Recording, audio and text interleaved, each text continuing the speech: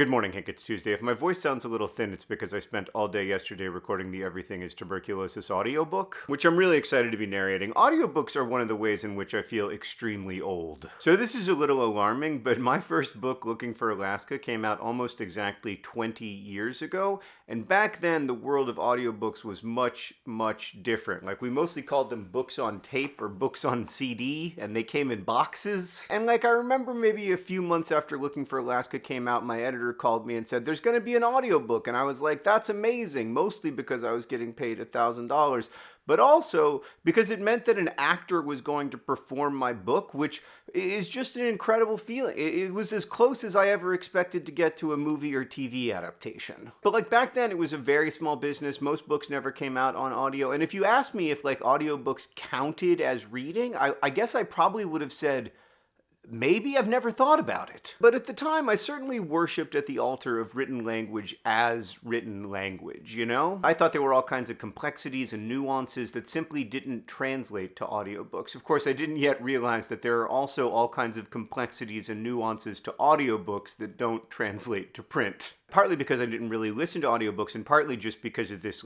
long-standing bias against them. I didn't understand that a great narrator can bring a book to a new kind of life. A mediocre book can become amazing. And yes, if you listen to the audiobook of a great novel like Ulysses, you're going to miss some of the visual text-based puns, but if you read it with your eyes, you're going to miss some of the audible puns. So my stance on audiobooks has changed a lot in the last 20 years. I now think that they're not only definitely reading, for many people, they're the best kind of reading. I mean, the point of reading is to ingest someone's words and ideas in the most transparent way possible, right? You want to spend minimal time decoding what the words are and what they mean, and maximum time, living in the world those words create, or else understanding the ideas those words are trying to share, or whatever. For someone like me who decodes the written word quite easily, eye reading works great because I don't have to spend much time turning the scratches on a page into words and ideas that exist in my mind. But many people aren't like me. In fact, a lot of research indicates that most people aren't like me. Most people retain information better from audiobooks than they do from printed books. And so for many people, audiobooks are the ideal way to read because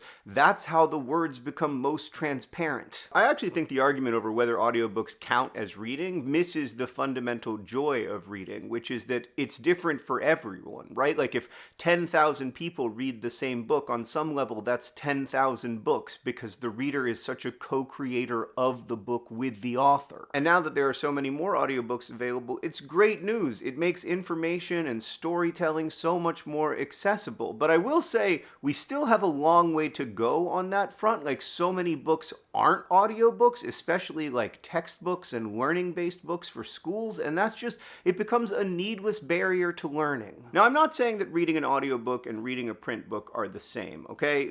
I understand that they are different. When you're reading a print book, your eyes can linger for as long as you want on a single passage, or you can skip a paragraph that looks boring. When you read an audiobook, the narrator is guiding a lot of that. On audio, meanwhile, you can experience nuances that might be lost in print when it comes to inflection and pace. The whole idea that you're somehow a better or superior reader if you read via your eyes instead of via your ears seems to me a legacy of a narrow way of understanding how we acquire knowledge and tell stories. Like I said, most people retain more information from audiobooks than from print books, and if the job of a book is, as Horace said so long ago, to delight and instruct, then audiobooks do that job. And the explosion of audiobooks, the Anthropocene Reviewed audiobook has sold almost as well as the paperback. That explosion has been great news for readers who can now access stories in the ways that they want to, but it's also great news for authors because it means more people engaging with those stories. Many of the people who were termed so-called reluctant readers turn out to be voracious readers. They just want to read on audio. And now that audiobooks are being published simultaneously with the print version and the costs are lower, it really is reader's choice. And as an author,